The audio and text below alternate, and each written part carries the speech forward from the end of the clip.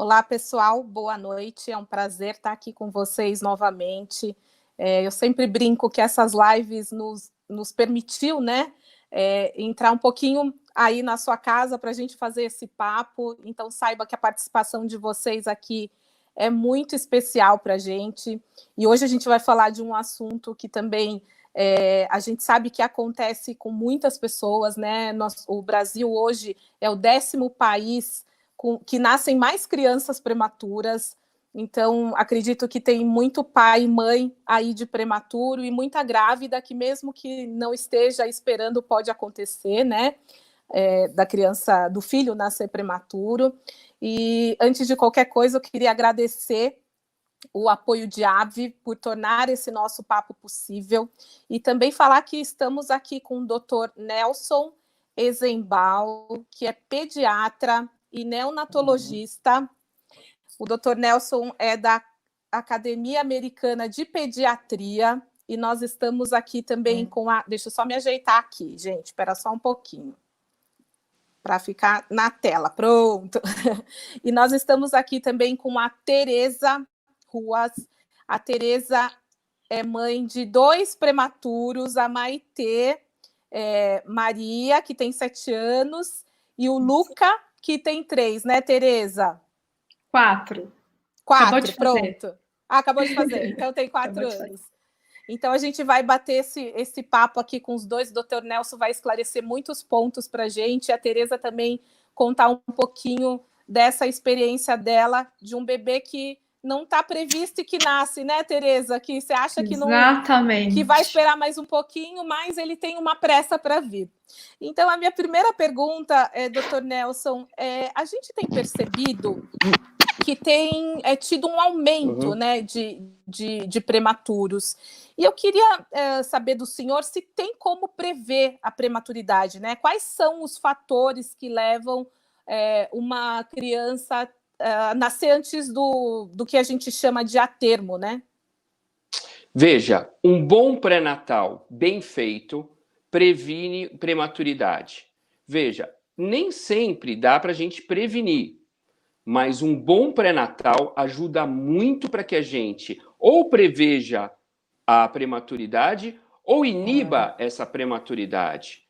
O autocontrole do pré-natal ajuda em muito que a gente controle infecções, problemas de saúde, incontinência istmo-cervical, vários problemas que podem causar a prematuridade. Desde uma pequena infecção urinária que pode andar, até uma grande infecção que você pode ter, até um problema de saúde pode desencadear sua prematuridade.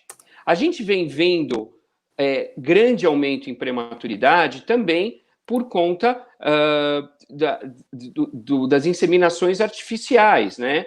Então, isso também aumenta a prematuridade. Mas não é só isso. A gente, se controlar a infecção, se controlar vários problemas, se fazer um bom pré-natal, se tomar muito cuidado, se não beber, não usar álcool, não usar drogas, não fumar, comer direitinho, a gente vai ter bebês saudáveis. E isso é muito importante. E, doutor, o senhor falou um pouco das inseminações. O caso também de gravidezes gemelares, gravidez gemelar, na verdade, né, desse aumento, né, a gente percebe que também tem um aumento no número de gêmeos. Isso também é um fator que pode contribuir para a prematuridade? Aliás, né, a mulher, às vezes, não tem, né, o corpo não está preparado, né, para ter até uma gravidez de 2, de 3, como a gente tem visto muito mais do que antigamente, né? Então, a gente foi feito para ter um de cada vez, né? O ser humano é assim. Quando a gente passa a ter mais de um filho, realmente aumenta o risco de prematuridade. Não que toda criança que vai nascer gemelar vai ser prematuro. Isso ia ser um absurdo. Mas aumenta sim, o espaço é menor, aumentam as contrações, aumenta o risco. Mas eu ainda bato na tecla que o pré-natal é a porta de entrada para a gente não ter crianças prematuras. Mesmo os gemelares, muito bem controlados, podem nascer com uma idade gestacional normal ou próxima da normal. Às vezes nasce com um pezinho um pouco menor, às vezes nasce até com peso normal. Mas o controle do pré-natal, às vezes, inibe a prematuridade até de gêmeos, tá? Trigêmeos já é um pouquinho pior, né? Trigêmeos, a gente tem um índice maior ainda de prematuridade, conforme a gente vai aumentando o número de bebezinhos, realmente o risco de prematuridade aumenta, porque aumenta tudo, né? O útero não foi feito para isso, foi feito para um de cada vez. Tá certo. E eu queria chamar agora a Tereza para falar um pouquinho para a gente como que foi, né? Essa menina que veio antes do tempo, bem antes, né, Tereza? E se você, na gravidez, teve algum sinal, se você fez algum exame que mostrou que ela, na verdade, poderia... Enfim, se você teve algum sinal ou foi muito mesmo nessa coisa de... Ai, vai nascer. Eu, assim, por ser profissional da saúde, sempre trabalhar com a prematuridade, a gestação de alto risco, eu fiz um pré-natal extremamente minucioso. Só que eu peguei uma infecção bacteriana no útero, e essa com 16, 17 semanas, e essa infecção bacteriana no útero fez com que eu entrasse em trabalho de parto. E, assim, por eu estar com uma equipe extremamente competente, eles conseguiram que a minha gestação com a Maitê Maria, a gente conseguisse chegar até as 23 semanas, né? Quando não deu mais, porque a infecção, mesmo com antibióticos, eu estava tomando antibióticos, estava internada, de repouso absoluto, né, no hospital, ela foi indo para outros locais do meu organismo, e também a Maitê estava em risco, porque a infecção indo para cérebro, órgão nobre de uma criança totalmente imatura, não pode acontecer, então tem que nascer, né? Chega uma hora, em alguns casos, que é muito melhor que a criança acabe de se desenvolver, mesmo muito imatura, fora do útero, do que dentro do útero, nessa condição de infecção.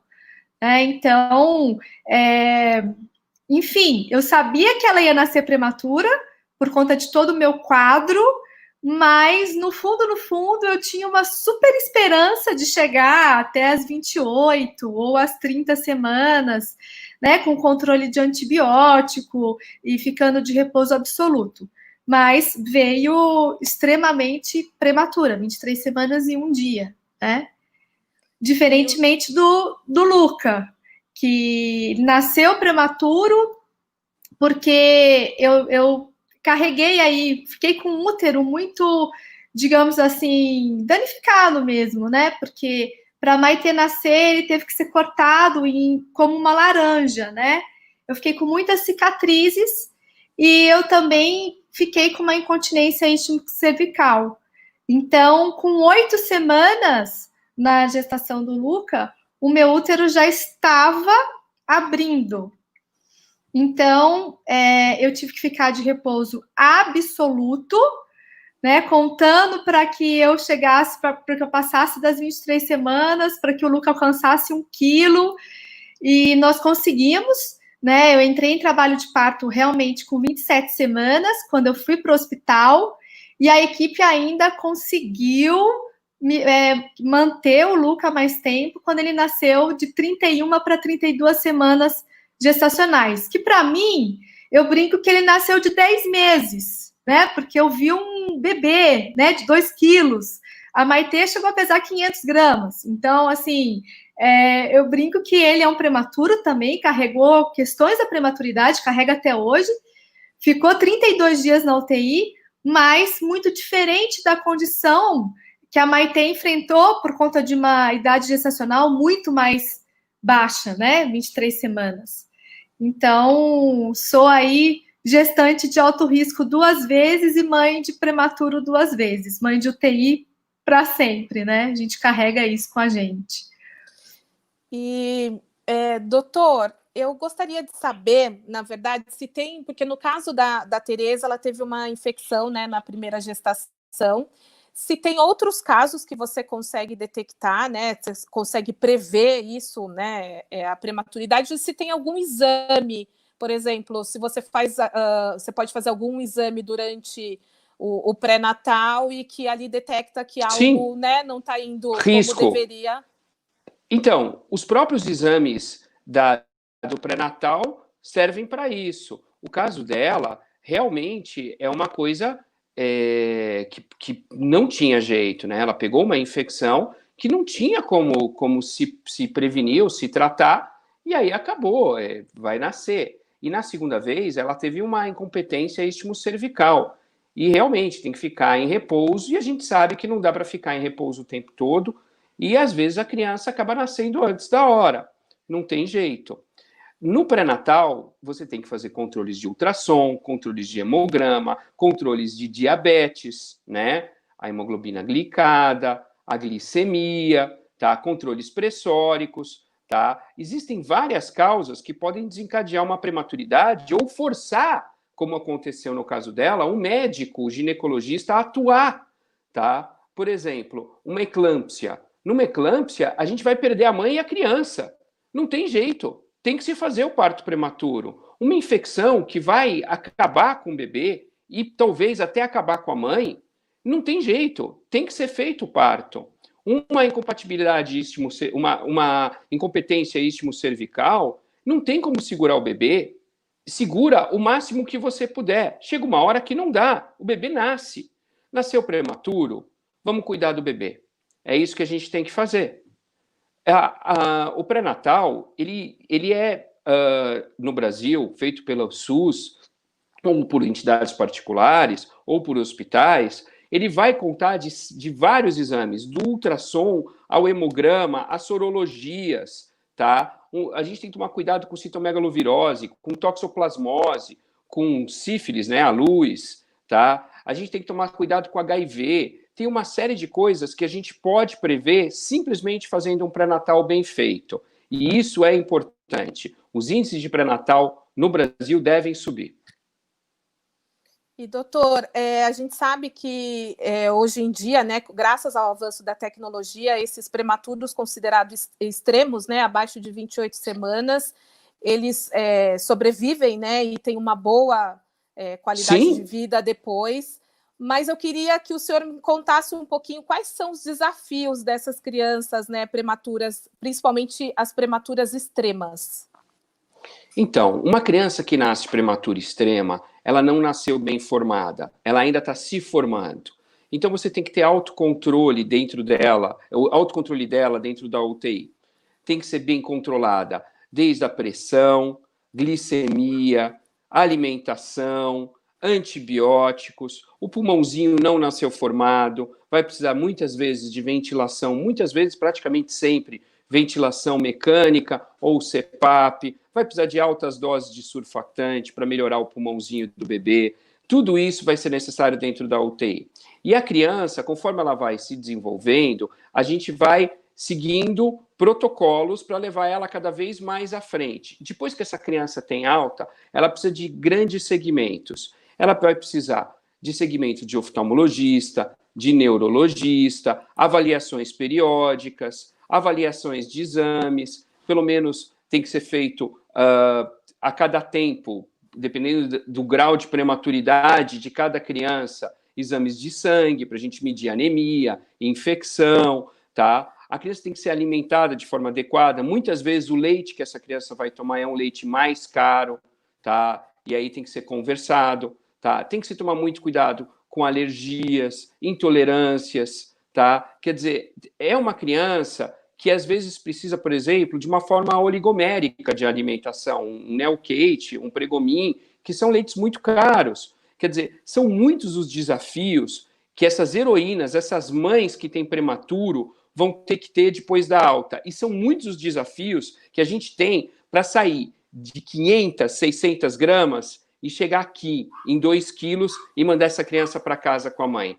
Muitas vezes essas crianças não saem tão bem quanto a gente quer. E muitas vezes saem bem. Eu gosto muito de falar de uma pacientinha minha, filha de uma espanhola, chama Milagros, que nasceu de 600 gramas e hoje ela é um negócio. É uma das melhores alunas da classe, ela é excepcional, a gente conversa, bate papo e ela é um doce de menina. Super inteligente, super legal. A única coisa que ficou foi um pequeno estrabismo. Só.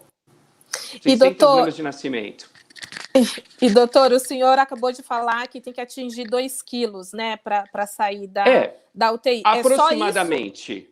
Não. Tá. Não tem que atingir 2 quilos só, porque você pode atingir 2 quilos e não mamar bem, e não saber sugar. Então, a criança ela tem que atingir 2 quilos, tem que estar estável, não pode estar... tem que respirar sozinha, né? Quer dizer, a criança pode fazer apneia. Tem uma série de coisas que a gente tem que contar. A gente estava falando só do peso, porque é uma coisa de corte, mas não é peso, é desenvolvimento. Imagina que eu mando uma criança para casa com 2 quilos que não sabe mamar, que a mãe não sabe lidar com uma sonda. Tem crianças também que saem com gastrostomia. Tem criança que tem uma enterocolite e sai com uma ileostomia. Tem criança que sai e a mãe tem que saber lidar com ela, porque não é tão fácil. A gente não está falando aqui só de uma criança que saiu pequenininha. É uma criança que pode sair sem sequelas ou com sequelas. E a gente tem que treinar essa mãe para lidar com isso. Quer dizer, a gente tem as questões do bebê e as questões da mãe, e essas coisas têm que casar para a gente poder dar outro bebê. Não é só uma questão de peso. Entendi. E agora eu vou perguntar, então, para a Tereza como foi esse período de UTI, né? Quais foram os principais desafios, e que você contasse um pouquinho da sua experiência com a sua bebê prematura extrema e depois com o Luca, que, como você disse, parece que nasceu de 10 meses. De 10 meses. Ele nasceu de 32 semanas, né? Você conta um pouquinho para a gente, Tereza, como que foi essa difícil vida de mãe de UTI, né? Que sempre as mães falam. Eu queria saber um pouquinho.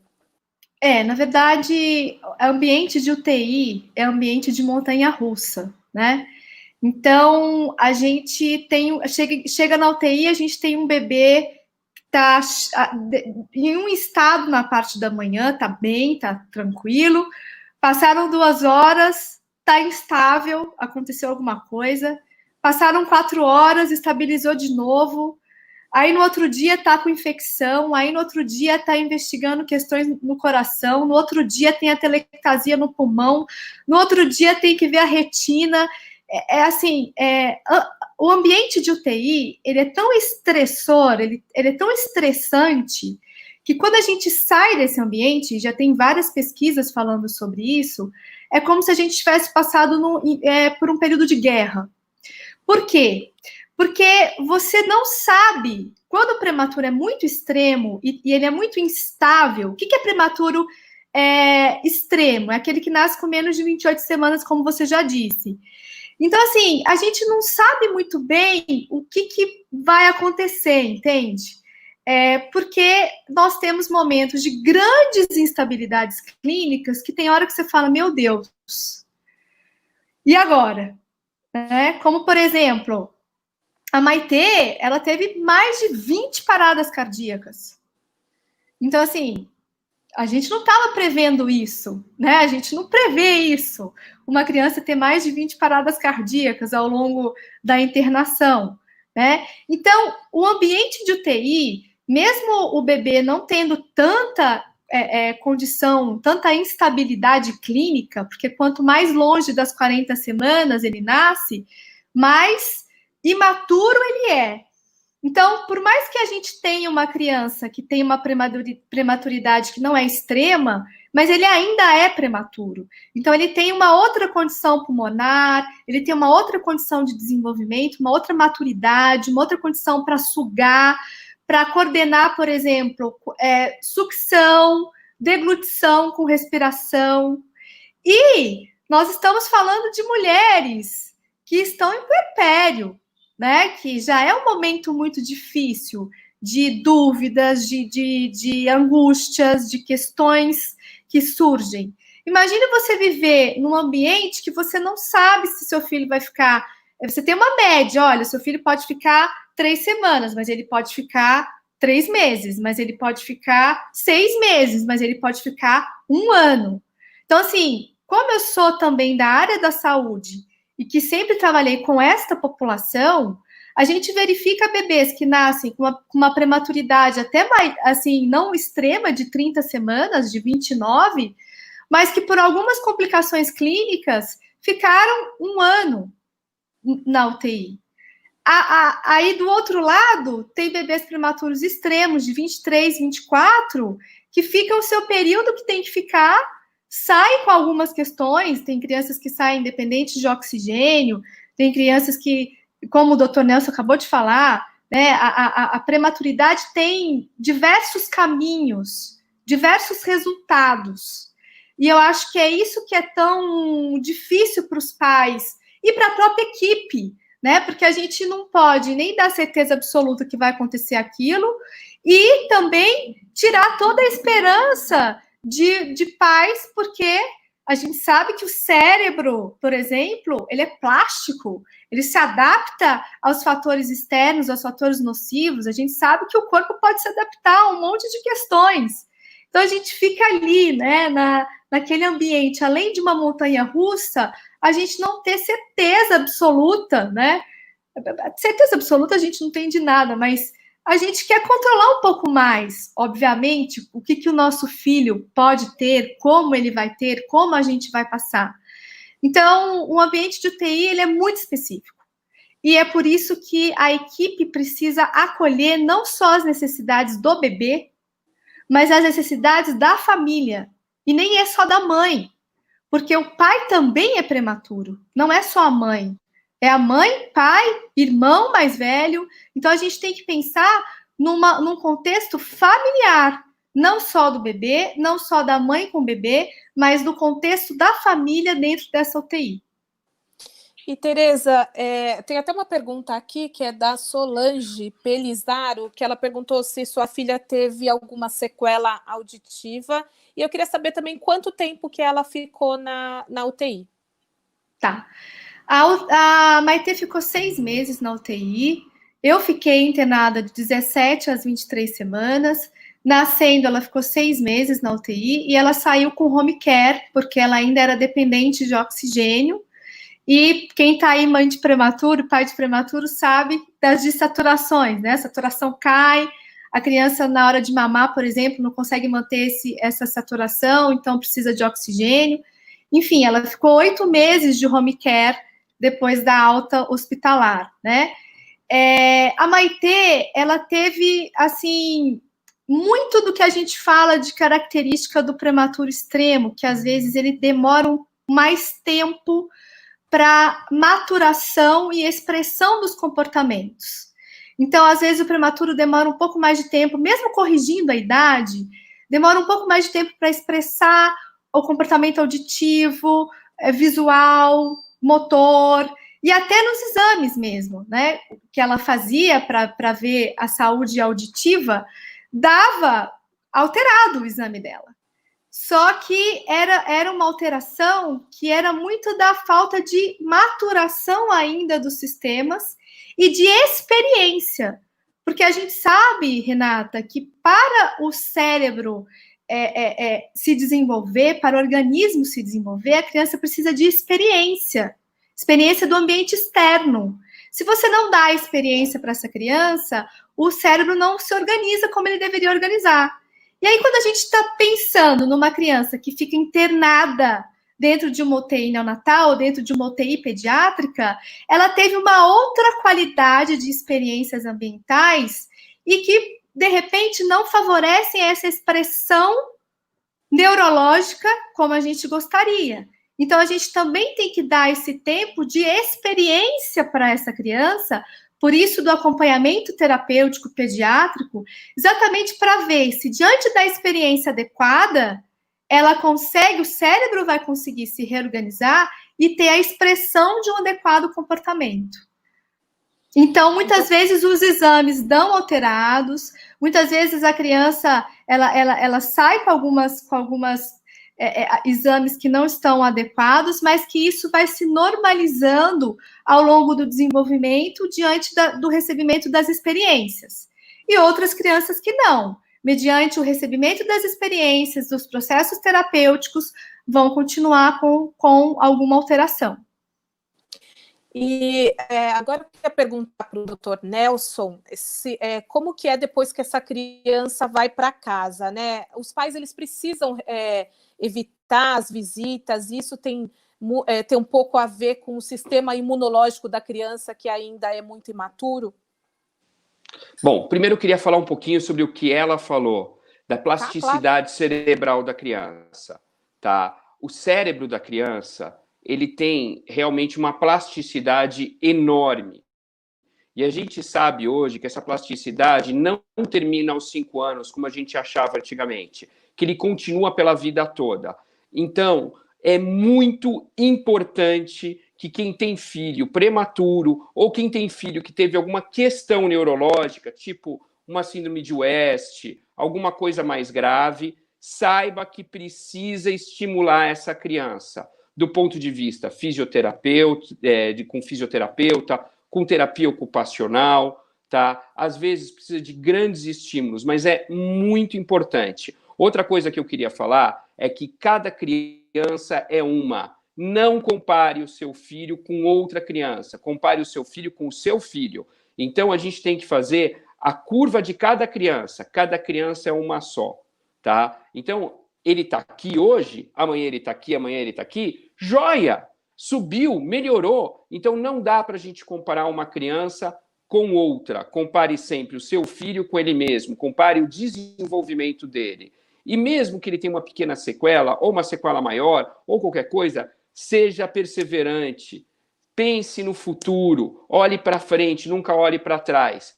Se você olha para frente, você tem condição de chegar, tá? Procure os melhores estímulos, tá? Existem vários centros também de estimulação. A gente tem a PAI, a gente tem a Montoro, tem vários lugares, pelo menos aqui em São Paulo, que podem te ajudar. É muito importante a estimulação. Sobre a criança e as visitas e o sistema imune, a criança é um ser de sistema imune já baixo. Quanto mais um prematuro, quanto mais na situação que a gente vive hoje. Eu acho que agora não é hora de receber visita. Faz a visita por Zoom. Teu filho é uma criança que o sistema imune está desse tamanho, que passou por um horror dentro da UTI. Tá? Os estímulos não foram dados adequadamente, o sistema imune não está legal, recebeu 1 quilo de antibiótico, escapou de uma infecção, escapou de outra infecção, escapou da intubação, chegou em casa. Tá? Eu sei que a sensação que a gente tem quando chega com um prematuro em casa ou com uma criança doente é a sensação de ser um refém, que a gente precisa da família da gente perto, que a gente quer a mãe do lado da gente para dar um colo, que a gente quer a avó, que a gente quer todo mundo perto da gente, mas agora não é a hora. Agora é hora da gente ficar dentro da nossa casa, longe dos outros. E, doutor, quais são as vacinas que são oferecidas na maternidade para esse bebê prematuro? Não são as mesmas, né, que de um bebê a termo? Então, o calendário vacinal, ele segue de acordo com a evolução do bebê. Então, a gente vai seguindo de acordo com a evolução. E tem também o palivizumab, né? O palivizumab, ele deve ser dado para a criança que nasce com uma prematuridade, ou que nasce com uma cardiopatia, ou que tem uma questão respiratória. É muito importante que a gente faça isso para impedir o quadro de VSR, né, vírus sincicial respiratório, impedindo a bronquiolite. Então, além das vacinas que a gente tem, existe essa, que é oferecida e dada pelo nosso governo, quer dizer, é dada de graça. Existem a sazonalidade e o período de aplicação, de acordo com a região, mas existem também critérios a serem cumpridos, como cardiopatia, prematuridade, problema pulmonar e outros, tá? Então, preenchidas essas condições, essa vacina pode ser dada. Ela é dividida em 5 doses e pode ser aplicada no bebê. Isso impede uma doença pulmonar severa que pode, depois de uma alta, depois de um sofrimento danado, levar o bebê embora. Tá, e agora que a gente está falando depois que o bebê vai para casa, nessa época de pandemia, tudo, como que deve ser esse calendário vacinal? Ele deve ainda receber essas vacinas? Tem que levar para vacinar? Tem que vacinar em casa? Como que faz para evitar também, ainda mais sendo um bebê que é de extremo cuidado, né? Veja, eu não posso falar de uma coisa que eu não sei. Eu não sei como a vacina que vai para casa chega em casa, né? Então, ela tem que, para chegar na casa de alguém, ela tem que ser muito bem cuidada, as temperaturas têm que ser muito bem medidas, tem que ser tudo muito bem feito, tudo certinho para que se aplique essa vacina em casa. Mas a minha opinião é que o calendário vacinal deve ser seguido. Então, essa criança deve ser levada a um centro de vacinação, ou ao posto, ou ao local que vai aplicar a vacina, para que essa criança possa receber essa vacina e ficar protegida. Imagina que você brigou todo esse tempo para o seu bebê ficar bem e acontece de ele pegar uma coqueluche. Ou que depois de 3, 4 meses que esse bebê está ótimo, ele vai lá e faz um quadro de pneumonia, ou pega uma meningite. Então, a gente não pode brincar com nossos filhos. É muito importante que a gente mantenha a vacinação em ordem. E não só a do bebê. É muito importante que a gente mantenha a vacinação em ordem também de quem está cuidando do bebê, tá? Então, quem cuida do bebê também tem que receber as vacinas em ordem, também tem que estar em ordem. Quem cuida do bebê tem que estar saudável. Quem cuida do bebê e está passando por uma pandemia não tem que ficar saracoteando. Quem cuida do bebê tem que estar cuidando do bebê. Tá, e doutor, apesar da pandemia, né, do Covid-19, a gente está na sazonalidade do VSR. Qual a importância de se tomar, né, esse anticorpo? E eu queria também saber por quanto tempo que o prematuro precisa tomar esse anticorpo monoclonal. Então, a questão que a gente tem é assim, se você não aplicar essa vacina para o bebê, o que vai acontecer? Ele vai poder pegar o vírus sincicial respiratório e pode desenvolver uma bronquiolite, desenvolver um quadro respiratório severo, e aí a gente vai ter o quê? Nós vamos ter um bebê com quadro respiratório severo que vai acabar causando aí uma nova internação, novas infecções e tudo mais. Então é extremamente importante. A vacina é dividida em 5 doses, tá? A gente divide em regiões, né? Norte, Nordeste, Centro-Oeste, Sudeste e Sul, tá? Cada um tem um período de aplicação. Por exemplo, na nossa região, que é Sudeste, vai de fevereiro a julho, tá? E essas doses são muito importantes para que a gente mantenha o bebê longe do vírus sincicial respiratório, que realmente pode causar insuficiência respiratória, quanto mais um prematuro, que pode ainda estar dependente de O2 ou não, mas pode ter esse pulmãozinho baleado, né? Esse pulmãozinho doente ainda, que é importante que a gente cuide.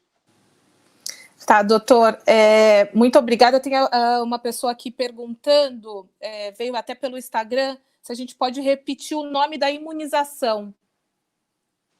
É o Palivizumab. Palivizumab. É isso que ela quer ser? Isso.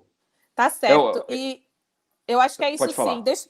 Eu queria perguntar para a Tereza se os filhos dela tomaram direitinho o Palivizumab, se ela conseguiu seguir à risca esse calendário vacinal e se precisou também dar alguma dose para eles agora durante a pandemia. Olha, vacina eu acho que é um cuidado fundamental para os bebês, né? Então, seguir tudo certinho. E a Maitê, ela participou do primeiro programa feito pelo SUS, que deu a Palivizumab, esse anticorpo, né, contra o VSR, que é o vírus sincicial respiratório. Ela recebeu os 2 ciclos completos, então ela recebeu até os 2 anos de idade, começando a receber na UTI, exatamente porque, além dela ser uma prematura extrema, e ela tinha também uma questão, ela teve a broncodisplasia. Então, quem tem a doença pulmonar crônica, é obrigatória essa vacina, justamente porque se pegar um vírus sincicial respiratório, essa criança, neste quadro, ela volta para a UTI. E a única coisa que os pais não querem é que seus filhos prematuros peguem qualquer vírus e voltem para a UTI por conta de uma atuação de qualquer vírus. Então, a gente está falando do VSR, mas a gente tem agora o Covid, a gente tem o H1N1, a gente tem vários vírus respiratórios que podem atuar nesse bebê, né? O Luca também tomou o ciclo completo, porque ele, além dele ter indicação, porque ele é um prematuro menor de 35 semanas, né? Ele tinha a irmã mais velha. de 3 anos, 3 e pouquinho. Então, a gente sabe que as crianças mais velhas e nós adultos também podemos ter o VSR com a gente e não ter o sintoma. E, gente, eu, assim, como eu falo que as pessoas que não convivem em UTI falam que é neurose de mãe de UTI, né?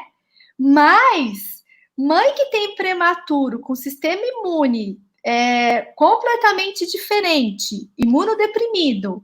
No meu caso, a Maite ainda tinha uma medula que não era funcional. Demorou até os 3 anos para essa medula se maturar. Então, a gente ficou numa bolha. Então, assim, mãe de prematuro desse jeito tem medo de qualquer vírus. Então, o Luca, ele tomou, porque além dele ser prematuro de menos de 35 semanas, 32 semanas, ele tinha uma irmã e pais que poderiam carregar com a gente esse vírus e não ter sintoma. Porque, como a gente está sabendo, né, nem todo vírus respiratório causa os mesmos sintomas nas pessoas. Você pode ter um vírus respiratório e não ter nada, sabe? E passar para um prematuro que está com o sistema imunodeprimido e já era. Nos primeiros meses de vida, por exemplo, isso é super grave. Então, ele tomou o ciclo completo por conta dessas duas condições, né? E é importante que os pais saibam que quando a gente fala imunização, não é uma vacina, é um anticorpo, né? Um anticorpo que é feito, igual a gente quando toma vacina do sarampo, por exemplo, a gente vai produzir um anticorpo contra ele, o nosso corpo vai produzir. Essa vacina, ela é chamada de vacina, mas ela é um anticorpo. Então, a gente não produz esse anticorpo, ele tem uma duração de 30 dias nessa criança, né? Então, assim, eu falo isso porque, às vezes, os pais acham que vai tomar essas doses, vão tomar essas doses, e a criança não vai ter nunca mais a vida risco de pegar um vírus, um VSR, um vírus sincicial respiratório, ou nunca mais vai ter bronquiolite. E não é verdade. O Luca, por exemplo, quando ele era mais velho, com 9 meses, ele foi internado em um quadro de bronquiolite, porque pegou o VSR. Então, assim, mas ele tomou remédio e não adiantou nada. Muito pelo contrário. Se ele não tivesse tomado nos primeiros meses, ele teria, com certeza, um quadro de vírus sincicial respiratório e as consequências poderiam ser maiores, né? Então, quando se fala de vacina, a gente tem que realmente dar para os nossos filhos. Eu dei em casa na pandemia, Renata. Eu sou neurótica, porque o Luca é asmático, a Maite é broncodisplásica, e assim, só de pensar em sair para entrar em alguma clínica ou posto, eu não tive nenhuma condição emocional de viver isso. Então, as vacinas que o Luca necessitava, especialmente o Luca necessitava, com 4 anos, os reforços, foi dado totalmente em casa. Também de gripe, que a gente tomou, as crianças tomaram, nós vacinamos em casa, porque eu não tive condição de sair. Tá certo, né? O importante é seguir esse calendário e fazer essa vacinação para prevenir, exatamente, né? A gente tem algumas perguntas aqui, e tem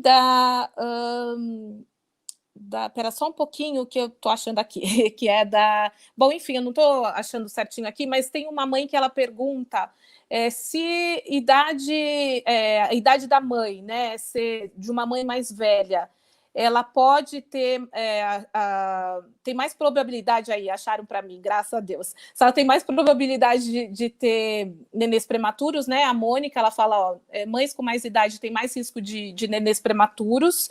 E tem também uma pessoa aqui falando se a mãe que teve o primeiro filho, né, prematuro, se ela também vai ter... tem probabilidade dela ter um segundo filho, uma segunda gestação, né? E o filho nasce prematuro. Doutor Nelson, eu gostaria que o senhor contasse aqui para a gente sobre isso. Tá, primeiro eu queria falar um pouquinho sobre vacina ainda. Voltando na vacina, eu queria falar o seguinte: se você não tem condição de pagar a vacina particular em casa, vá ao posto, não deixe de vacinar, tá? Não deixe de fazer vacina, é muito importante, como a colega falou, é muito importante vacinar, não deixe de vacinar seu filho sob hipótese nenhuma.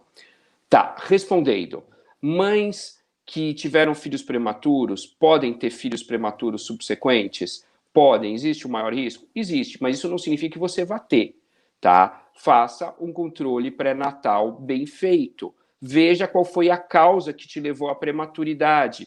Cuide da causa que te levou à prematuridade, porque às vezes dá para prevenir, tá? De repente, foi uma doença, foi um problema, foi alguma coisa. Tome muito cuidado com a sua alimentação. Não beba, não fume, faça tudo direitinho, para evitar não só a prematuridade, como um bebê que tem causas neurológicas ou nasce pequeno, nasce pig. Faça tudo direito, faça tudo certinho. E aí você vai ter um segundo filho saudável e bem, tá?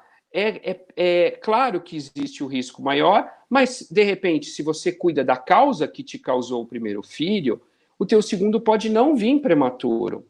Quanto a mães que são mais idosas, se elas vão ter filhos mais prematuros, existe um maior risco de prematuridade, existe um maior risco de doença genética. Isso acontece por quê? Porque os óvulos, ao contrário dos espermatozoides, eles nascem contadinhos na mulher.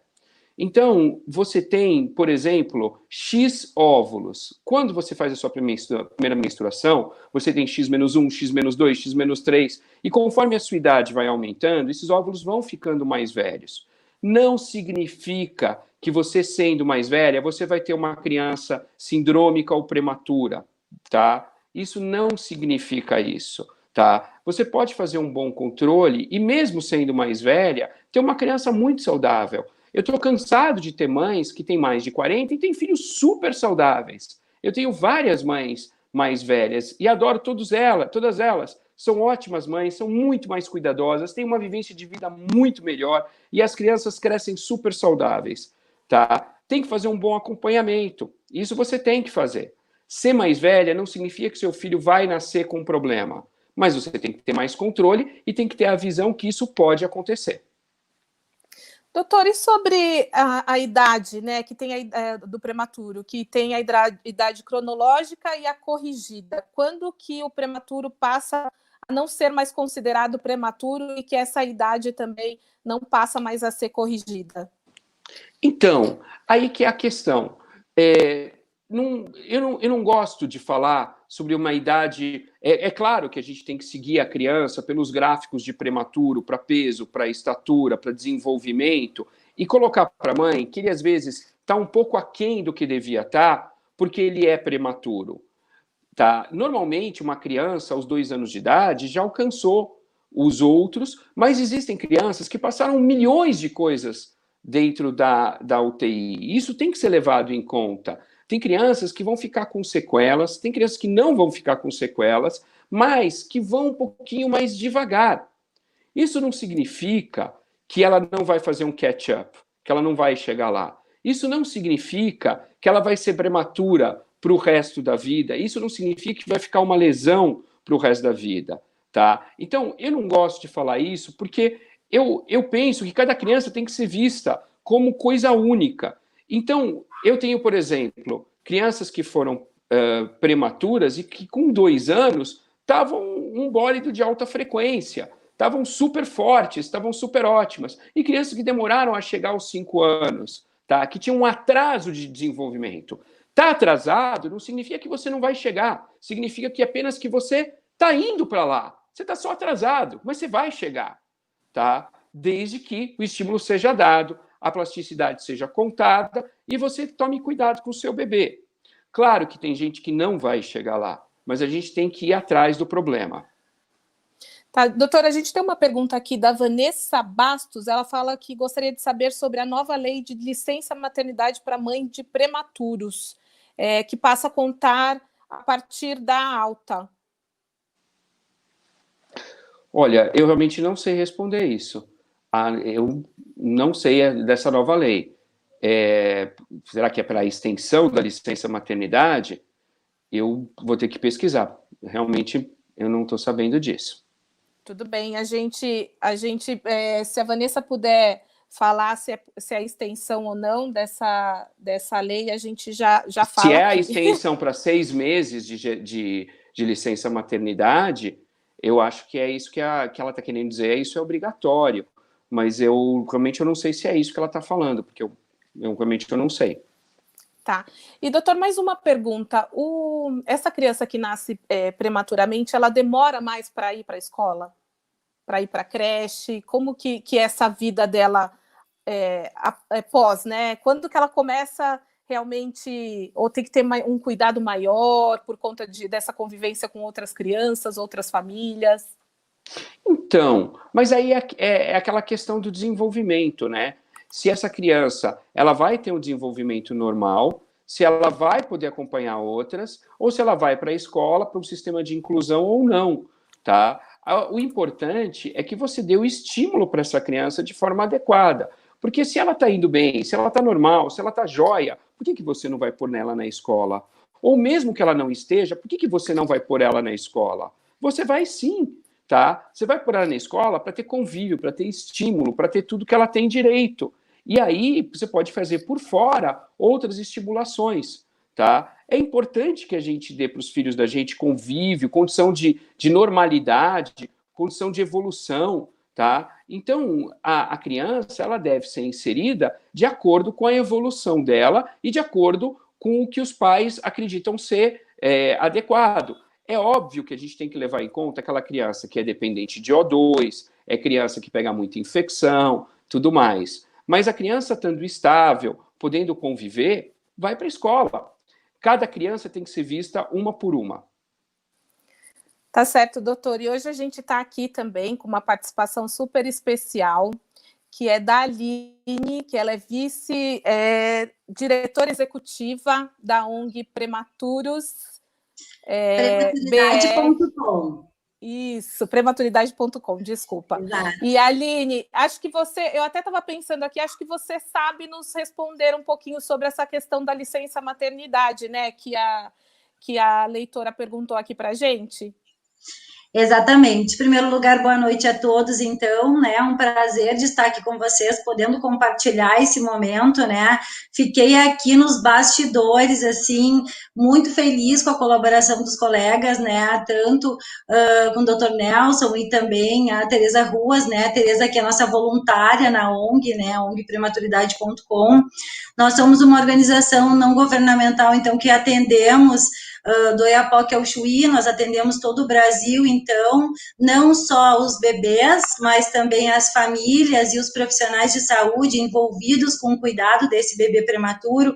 E eu gostei bastante da pergunta acerca da licença gestação, porque essa foi uma vitória, Renata, que nós conquistamos esse ano, né? Há muitos anos já se trabalhava em cima, né, da questão da solicitação da licença, né, estendida para as mães de prematuros. Então, essa luta começou há muitos anos atrás, onde a gente foi atrás, né, frente parlamentar nos auxiliando, a nossa diretora executiva, não vou dizer todos os meses, mas praticamente todas as semanas, indo, né, até Brasília, discutindo as questões relacionadas, né, à necessidade dessa extensão, que prevê, então, que essa mãe possa ficar com seu recém-nascido, né, após a alta hospitalar, porque o que acontecia antes, né, o bebê ganhava alta e muitas vezes essa mãe, ela já tinha retornado ao mercado de trabalho, essa mãe já estava, então, desenvolvendo as suas habilidades do trabalho e não conseguia ficar com esse bebê. Então, as mães que hoje trabalham com o CLT, vocês já têm essa conquista aí, né, que é fundamental para o cuidado dos bebezinhos de vocês. Então, ali, acho que foi a Vanessa, né, Vanessa? Tu pode entrar em contato conosco, a gente até te respondeu ali no chat, né? contato@prematuridade.com, escreve para a gente vai te dar o passo a passo de como tu conseguires. Nós temos um grupo também, né, só trabalhando a questão da licença gestação, Renata, então a gente está bem empenhado com isso, e as mães que não estão conseguindo sucesso, não estão conseguindo reunir documentação, ou estão tendo algum entrave junto às suas instituições de trabalho, nós temos um apoio também, né, com o nosso time de advogados que estão fazendo aí, junto dessas mães, né, uma consultoria para auxiliar. E graças a Deus, Vanessa, nós estamos tendo bastante sucesso. Entra em contato com a gente, que eu acredito que a gente pode estar contribuindo contigo, né, e fazendo com que essa licença estendida, ela aconteça e tu possa ficar com o teu bebê. E, Aline, essa é uma das lutas, né, da ONG de vocês, que é realmente a licença maternidade, né, estendida para essas mães, mas eu queria que você contasse um pouquinho também do trabalho que vocês desenvolvem lá na ONG, e como que os pais podem, né, entrar em contato, como eles podem ser auxiliados por vocês. Então, a organização esse ano, ela está fazendo, então, 6 anos, né, nós iniciamos com um blog, a nossa fundadora e diretora executiva, né, tem a formação de nutricionista, trabalhávamos juntas em Porto Alegre, numa UTI neonatal, onde ela começou a construir esse sonho através de um blog, o blog, então, passou às redes sociais, e há 6 anos, nós completamos agora em novembro, vamos completar 6 anos, nós desenvolvemos, então, essa atividade em âmbito nacional. Como que as pessoas podem entrar em contato conosco, Renata? Elas tanto podem nos contatar pelas redes sociais, elas podem entrar em contato conosco pelo e-mail, contato@prematuridade.com, e quais são os nossos trabalhos junto a essas famílias, profissionais e recém-nascidos. Nós trabalhamos junto, né, em parceria, a gente sempre fala, com as diretrizes, então, do Ministério da Saúde. Então, gosto de trazer sempre a questão do método canguru, né, em tempos de Covid-19, não se pode deixar de falar das questões do método canguru, primeira, segunda e terceira etapa. Eu gostei muito quando o Dr. Nelson trouxe a questão da importância que tem o pré-natal, né, para essa gestante, a gestante que é de risco e a gestante que não sabe ainda que é de risco, para que a gente já possa prepará-la para estar dentro da UTI neonatal, que é um ambiente, como a Tereza disse, né, muitas vezes inóspito, né, comparado, né, a questão emocional a uma guerra. Então, a ONG, ela vem trabalhando para diminuir essas questões, né, para diminuir as questões de agravos, até mesmo emocionais. Nós temos um canal hoje, né, Bora Conversar, onde nós temos psicólogos à disposição das famílias que queiram receber esse atendimento. Todos os dias realizamos acolhimento das famílias no intuito de poder auxiliar, e muitas vezes é auxílio no sentido de contribuições para medicações, de contribuições até mesmo para roupas, cestas básicas, né? Nesse momento de Covid, muitas famílias estão desempregadas, então a gente precisa dessa ajuda, a gente precisa pensar que dentro da UTI neonatal tem um bebê, tem um pai e tem uma mãe. A gente não pode deixar de pensar nessa tríade, né? Isso quando não são 4, né? Tem gêmeos, mais o pai e mais a mãe, né? Então, essas pessoas, elas precisam manter a sua sustentabilidade e também as questões psicoafetivas para dar o cuidado para esse bebê, né? Então, a ONG trabalha muito nesse sentido. Os nossos pilares, eles estão voltados à educação em saúde, a advocacy, então, trabalhando com políticas públicas de saúde voltadas ao atendimento do bebê prematuro, né, e assistência dessa família, né, e aí a gente vai avaliando caso a caso e vendo, né, quais são as necessidades, fazendo os devidos encaminhamentos. Nós temos uma rede de apoio, que são os nossos voluntários, né, como eu disse antes, mais de 60 voluntários espalhados por todo o Brasil. Nós temos um conselho científico com médicos e enfermeiros, fonoaudiólogos, terapeutas ocupacionais, fisioterapeutas, nutricionistas, que nos dão o suporte acadêmico, né? Então, nós temos braços, como a gente fala, né?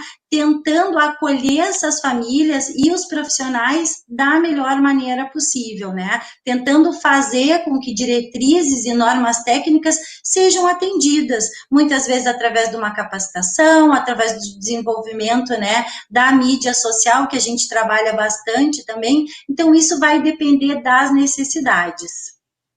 Tá certo. E a gente já está aqui quase com o nosso tempo esgotado. Eu queria chamar o doutor Nelson para fazer as suas últimas considerações e falar um pouquinho, doutor, que recado que você daria para essa mãe que está em casa, que está com um bebê, ou que está na UTI, né, com um bebê pequenininho, e que para que ela fique, né, que ela consiga acalmar o coração dela.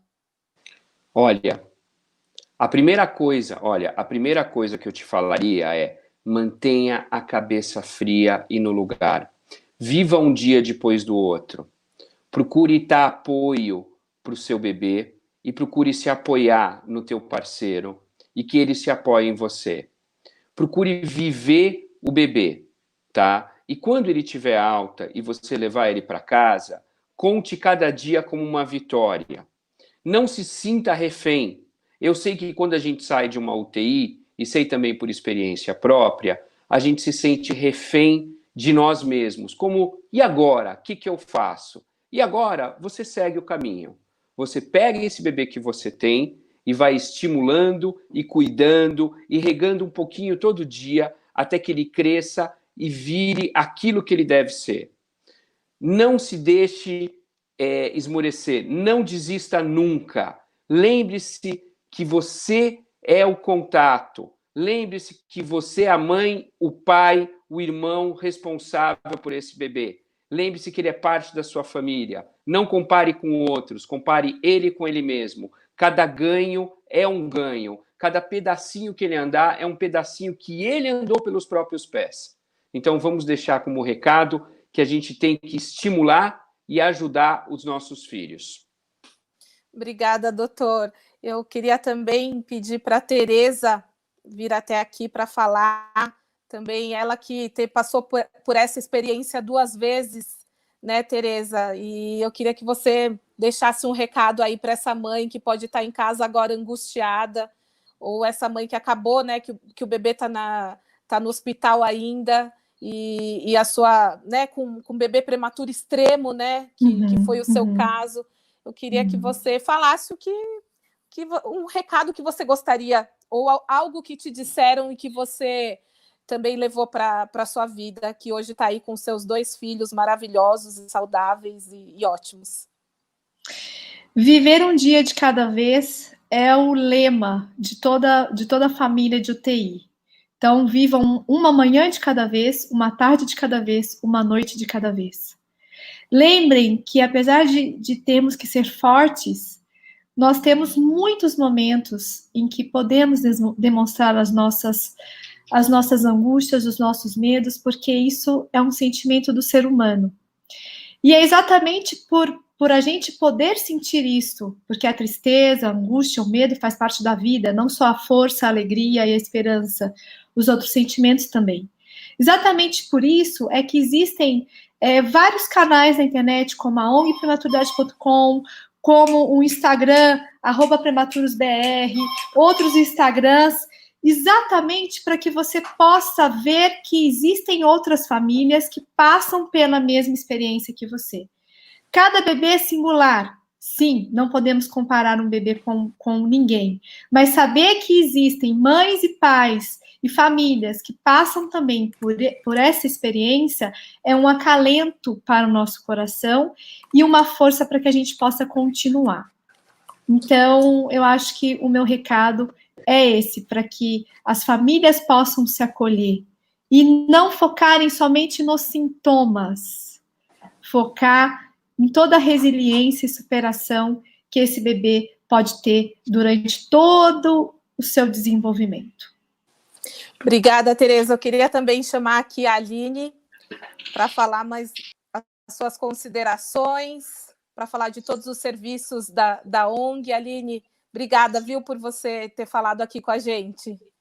Obrigada eu, Renata, então, mais uma vez. Só gostaria de trazer aqui, né, a público, uma campanha mundial que está acontecendo, Separação Zero, para a gente tentar diminuir o distanciamento entre as famílias e os bebês prematuros em tempo de Covid-19, né, que a gente possa organizar estratégias que permitam que pelo menos a mãe fique junto desse bebê. O aleitamento materno é tão importante nesse momento, então que a gente possa manter esse vínculo. E quem quer estar conosco como voluntário, conhecer um pouco mais do nosso trabalho, entre em contato, né, pelo e-mail contato@prematuridade.com e acessa lá o nosso site e as nossas redes sociais, ongprematuridade.com. Muito obrigada, Renata, obrigada, Dr. Nelson, Tereza, por ter compartilhado, né, desse momento tão especial e boa noite a todos. Muito obrigada a vocês. Todos. Muito obrigada a vocês, Dr. Nelson, a Tereza, a Aline, a você que mandou mensagem aqui para a gente, que ficou com a gente até agora. Lembrando que essa é a nossa última live dessa série, né? A gente falou sobre calendário vacinal, falamos sobre os cuidados com as crianças no outono e inverno, falamos de cardiopatia, viu, Tereza?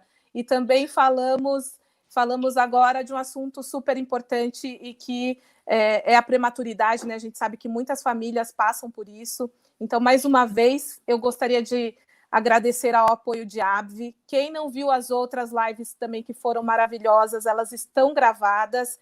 Então, pode acessar o YouTube e o Facebook da Crescer. No nosso Instagram também dá para vocês pegarem alguns pedacinhos dessas lives e de tantos profissionais maravilhosos que deixaram recados muito importantes aqui. Muito obrigada e uma boa noite a todos. Boa noite. Boa noite. Tchauzinho.